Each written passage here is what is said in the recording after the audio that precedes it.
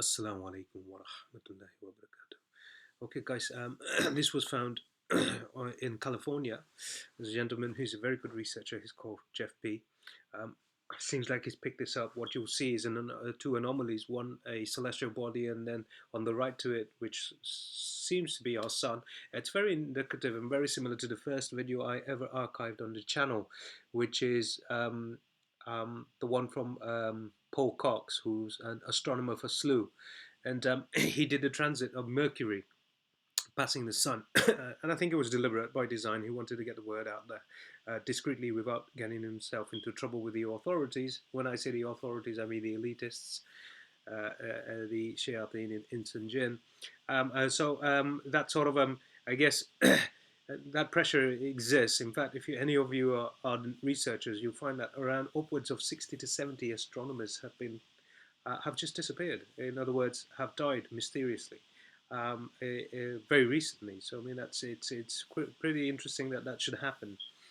Anyway, we won't discuss that. I want to just share this particular upload with you. What you see in front of you, it seems to be very similar to what Paul Cox showed. It's on the video. It's the very first video I ever uploaded on the channel, so please revert back to it and maybe take a look at it. That was done maybe around 8 months ago, where you get to see a celestial body, this one, to the right of our sun. It was on the right of our sun.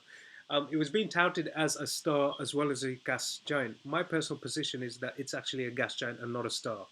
Um, and Allah subhanahu wa ta'ala knows best. But I think it's one of the gas giants that's orbiting An-Najm al-Thaqib, and An-Najm al-Thaqib is very in close proximity to our sun, maybe perhaps behind it, whilst this footage was taken, and it's rotating its own primary star, orbiting its primary star. Anyway, what's interesting about this footage, if it was a lens flare, you wouldn't get to see these sort of trees and branches superimposed in front of the flare. The flare would actually superimpose itself in front of the branches. So this basically is indicative of something that's actually behind. It's a real object that's being seen here. Anyway, let's just see what this gentleman's got to say. On time lapse. See if I can see the trees blowing in the background. What is that object? Is it Nibiru or its moon? And that black object, maybe this, it couldn't be Nibiru, it's moving too fast around the sun. Or is it? Let's see that black object inside. Is almost the center of this second object. Let me zoom out a little bit. Now I'm going to leave it just like that, actually.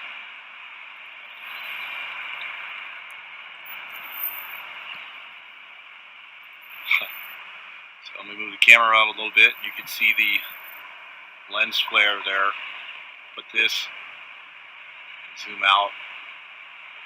See the lens flare. Stop talking about the stupid lens flare. Let's zoom in on this one object. 12 times optical zoom plus digital zoom.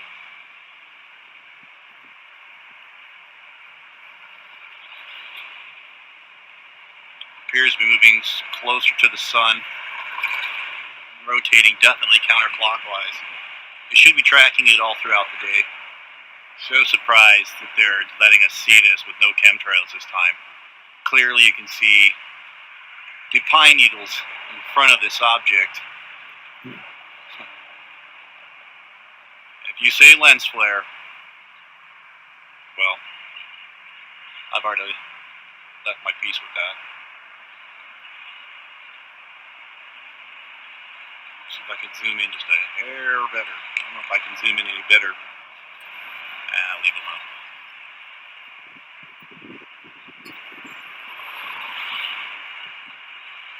Let's put a welder's filter in front of it. See what it looks like. It seemed to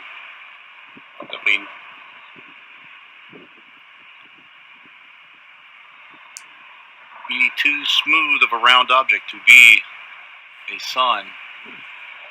It looked like Nemesis at first when it was low on the horizon, but since it's been following up with the sun, it's almost as fast as the sun is moving. Actually, it must be moving faster.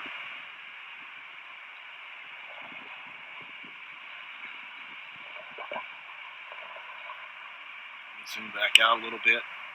You can see our lens flare again here. Notice how the lens flare is coming from this object, almost like in my other videos. I wonder what that looks like as the sun shines through this object onto the Earth.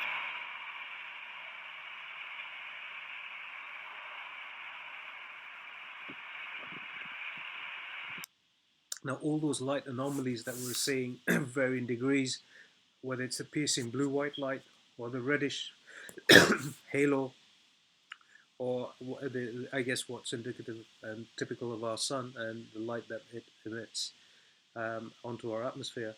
Um, there's so many variables here. When you have two star systems, one of which being our sun and our solar system, and then you've got this binary system with its two stars, the brown dwarf star and Najmuth Thaqib, which is the proton star. Both, I guess, interchangeably have their own sources of light, and especially so the proton star, which shares its barycenter with our sun. You can imagine.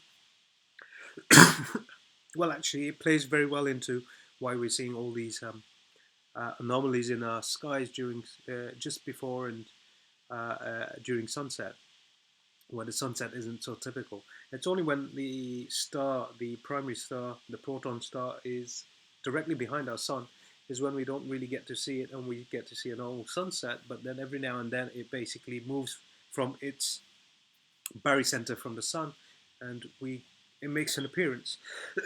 And this explains the extra uh, light source that we're seeing in our solar system, where you've got Venus, Neptune, and Mars lighting up like the stars in the heavens at night.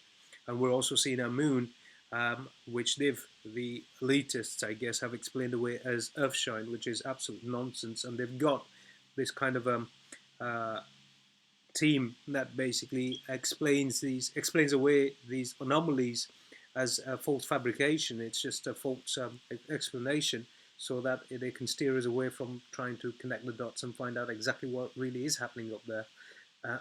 And they don't want us to connect the dots.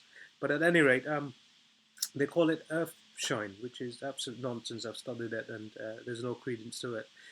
But what you've got is an extra source of light in our solar system, right? Which is causing the moon to light up as well as its crescent, and its crescent is it's far more brighter than it's ever been when it's lit up.